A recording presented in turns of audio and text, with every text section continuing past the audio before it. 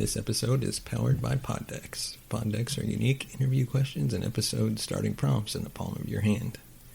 So whether you're a new podcaster or existing broadcaster looking to grow your audience or get more engagement, you're going to want to check out poddex.com. Use code CinemaGold for 10% off your first order. Welcome to the Cinema Gold Podcast with your host, Larry Leese. Come join us as Cinema Gold dives into the latest Hollywood films and news. Hello and welcome to an all-new episode of the Cinema Gold Podcast. Today we're continuing our review of The Office and now Season 5.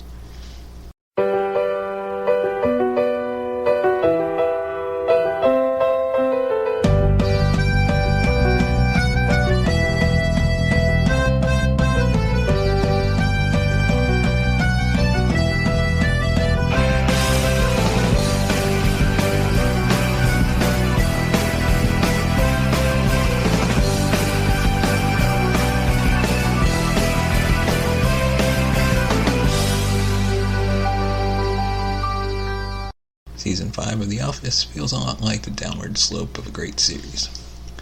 It wasn't a bad season, but it's a season that let us see the show's age and put the concept to the test. After all was said and done, how did it fare? The writers tried a few things this season to shake up the status quo. The biggest obstacle to keeping The Office fresh is the fact that its very premise is complacency. It's about a group of people living their lives while working a dreary, dead-end job. The people are always affable, but the trick is keeping the mindless drudgery of the work interesting enough for television. This is a pitfall the original UK series avoided by airing a total of 13 episodes, a fraction of the American version's 100 episodes. The first effort at changing up the show's regular dynamic is by having Pam away at art school in New York City for the first several episodes. It's a nice attempt to introduce strain in the otherwise perfect Jim and Pam relationship, but ultimately the New York storyline doesn't go anywhere. Whether it's because fans hated seeing their favorite couple separated, or the writers just lost interest, the whole thing felt underdeveloped and prematurely aborted. Nonetheless, it's hard to argue that once Pam returned, the show picked up a bit of steam. While Pam is away in New York, there's plenty of romance going on at the office. Not only is Dwight having an affair with Angela, who's supposed to be planning a wedding with Andy, Michael starts a relationship with the new HR manager, Holly Flax. She's equal parts lovable and awkward, much like Michael. She even has the same lame sense of humor. The unfortunate resolution of this relationship gives Steve Carell some terrific scenes, including an outstanding moment between Michael and Craig Robinson's Daryl. Another running storyline throughout the season was about Michael Scott's success with corporate. For whatever reason, the Scranton branch was performing better than any other Dunder Mifflin branch. CFO David Wallace decides that this must have to do with Michael's unorthodox management style. This leads to Michael actually going on a lecture circuit to teach other branches his secret. This two-parter is less successful than it could have been and felt a bit too familiar. However, it did provide a few nice moments with the return of Jim's ex, Karen. The best storyline this season was the Andy, Angela, Dwight triangle. Ever since he got some anger management therapy, Andy hasn't been as interesting.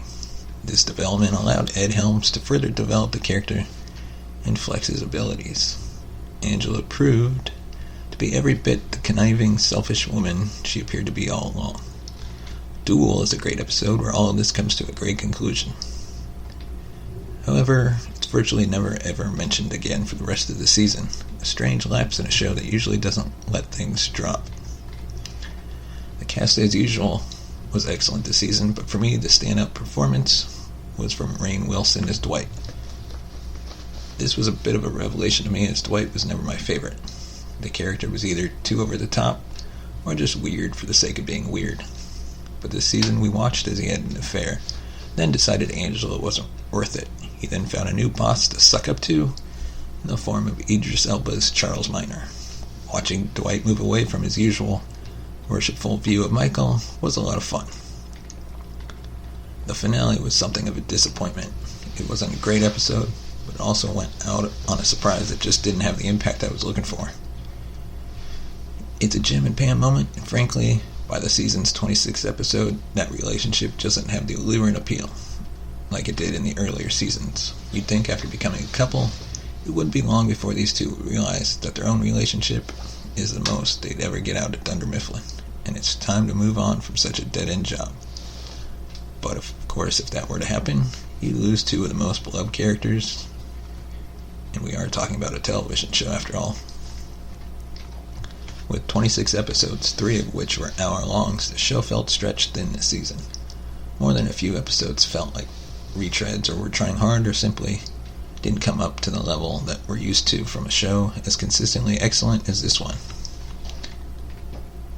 It still begs the question of how much longer does this show have, and what will they do next season to keep the audiences as surprised and entertained as it was the first 4 seasons. Join us next week, and you can find out. This is one of the best casts and one of the best writing teams on television. And now we take a look at some of the best episodes of Season 5. The first one has to be Customer Survey. It's an episode that centers around Jim, Dwight, and Kelly. After the customer survey results come in, and they were horrible for Jim and Dwight. It was hilarious when Michael made Jim and Dwight walk through a practice sales call, and Jim turned it against Dwight with Mr. Buttlicker. You gotta talk louder. Okay, our prices have never been lower. Son, you have to talk louder. Never been lower. Louder, son! Buttlicker! Our prices have never been lower! It was also funny when Dwight found out his suspicions were right against Kelly, as he does his karate moves in the office, fake kicking Phyllis, Pam using an earpiece to communicate with each other throughout the day, and Andy settling for Schrute Farms as a wedding site for he and Angela. Another favorite episode of mine is the Michael Scott Paper Company. From beginning to end, it has so many funny moments. The opening scene is hilarious with Michael pulling up in his PT Cruiser top down, blaring Just Dance and telling the camera, "It's Britney, bitch." And he can't parallel park at a huge opening. It's so funny. I also enjoy seeing Michael, Ryan, and Pam experience the ups and downs of their first day in the new office, especially when Pam makes the company's first sale. Upstairs at Dunder Mifflin, we're introduced to a new character, Erin, who's good for this show. She's so good, she's so goofy that she fits into the office perfectly. Meanwhile, Andy and Dwight are both vying for her attention, but end up becoming best friends. Finally, this episode has one of my favorite scenes throughout the entire series, which is where Dwight and Andy are playing John Denver's Country Roads on the guitar and banjo in the break room. I love it, and I love this episode. Down the country road to the place I belong, West Virginia, Mountain Mama, take me home, country road, pick it in there, take me home to the place.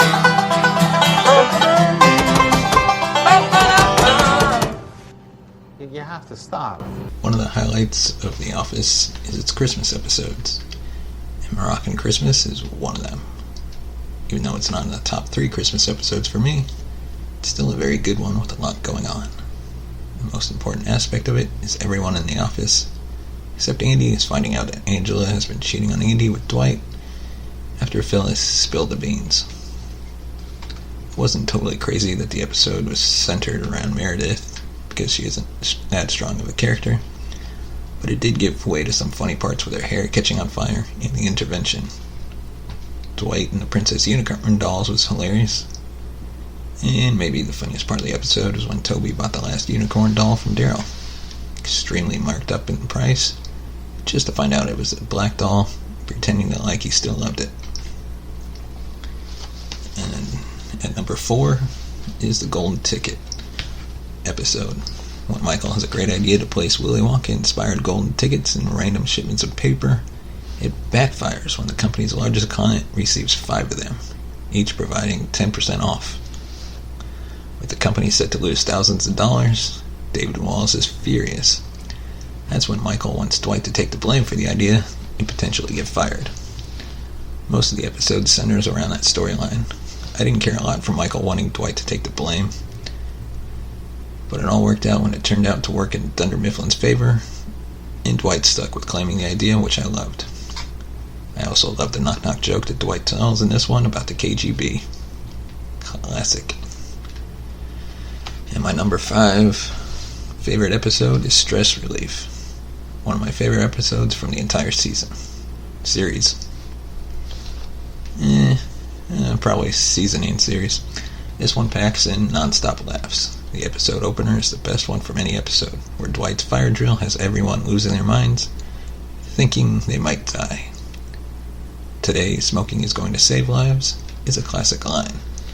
Then the scene where the CPR instructor comes to the office provides so many laughs as well, from Andy singing "Staying Alive" to Dwight cutting up the CPR dummy and wearing its face as a mask. But overall, this is one of the best episodes throughout The Office's 9 seasons. And now, time to hand out some Dundies. The Dundie for worst cold opening is Casual Friday. The opening just makes us feel sorry for Kevin and his chili, while also laughing a little at his mishap. And the Dundie for worst episode of Season 5 is Prince Family Paper. This episode is hard to watch as Michael and Dwight con a friendly family paper man, Roger Prince, out of his lucrative client list. To make matters worse, the Prince family comes to Michael's aid when he damages his car in the parking lot. Though Michael does have a change of heart about taking the client list, he ultimately gives in to Dwight and passes along the information to David Wallace. Back at the office, the Dunder Mifflin staff engage in a great debate about whether Hilly Swank is hot or not. There are a lot of laughs in the subplot, but it feels more than a little distasteful in retrospect. Most uncomfortable moment when Michael acknowledges that he screwed over the Prince family, saying, "I guess this is what they call a bittersweet moment. It is bitter because I slightly destroyed a wonderful little family, but sweet because David Wallace thought I did a good job." The best episode of Season 5? Stress Relief, for the reasons I mentioned previously. The best Michaelism of Season 5 is Spider-Face. Cut her nose to Spider-Face.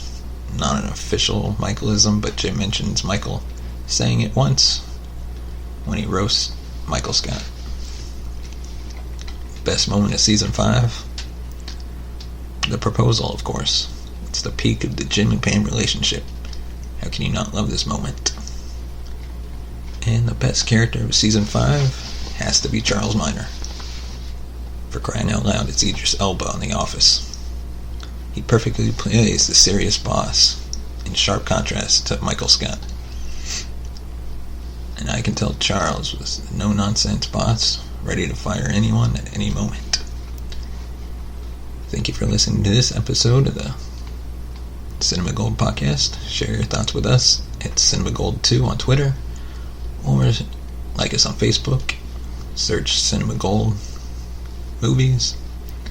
Thank you, and see you next week. Thank you for listening to the Cinema Gold Podcast. If you want to become a supporter, you can buy us a coffee at buymeacoffee.com/cinemagold. Follow us on Twitter at CinemaGold2 and like us on Facebook at facebook.com/cinemagoldmovies.